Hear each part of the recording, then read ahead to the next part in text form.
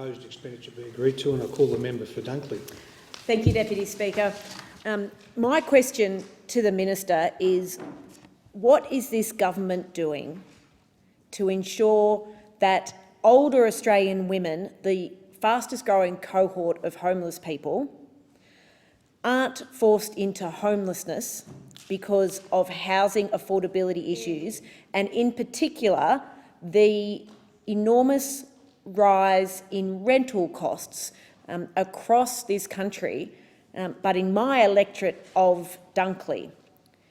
I have been contacted by many locals who are concerned because they can't get into the housing market or their children can't, but are absolutely petrified because they are currently in rental accommodation, have been asked to leave because landlords want to sell those properties because of the extreme rise in value of houses across the country and in my electorate as well, and they can't find anywhere else to rent that they can afford.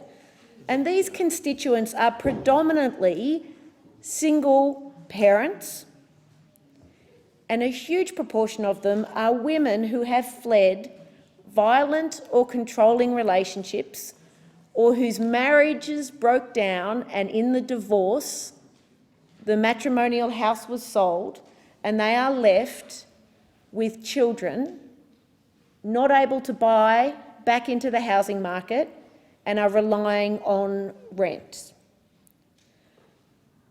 Is the Minister concerned that the rental assistance provided by his government and his department isn't going to be able to assist these people and people like them to be able to live in safe and secure accommodation? Given that Anglicare Australia's recently released rental affordability snapshot reveals that in the last 12 months there has been a massive drop in the number of affordable places for working families to rent, is the Minister working on anything to address these struggling cohort of often hard-working but socio-economically deprived Australians who can't find a place to live that they can afford? A year ago, 22% of rental properties were affordable for two parents, both working full-time on the minimum wage with two young kids. Now it's only 14% of those type of families that can afford a rental property. How is a single parent supposed to be able to afford to rent, let alone to buy a home? Overall housing affordability across Australia has declined, with the proportion of income required to meet loan repayments increasing to 34.7%, according to the latest Real Estate Institute of Australia quarterly housing affordability report. We know there's no simple or single solution to improving housing affordability, but why is it that this minister and this government has ignored one of the biggest answers that we have, which is an investment in social and affordable housing? There are more people on social housing waiting lists than ever before. The wait lists continue to grow. There are people in my electorate who contact me who are on the disability support pension, who are single parents, who are on 20-year waiting lists for social and public housing.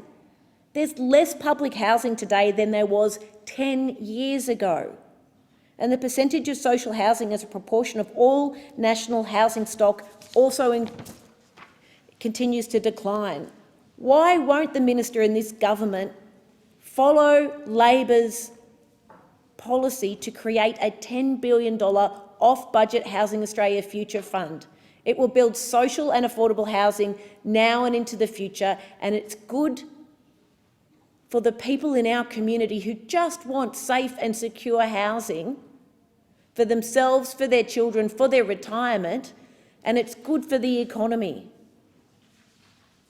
Given the statistics show that the early release of super program has hit low-income women particularly hard, and there are so many now who don't have superannuation because they've withdrawn all of it, or all of it bar $1,000, what is the minister and this government going to do to make sure that those women aren't retiring into poverty and homelessness like so many others.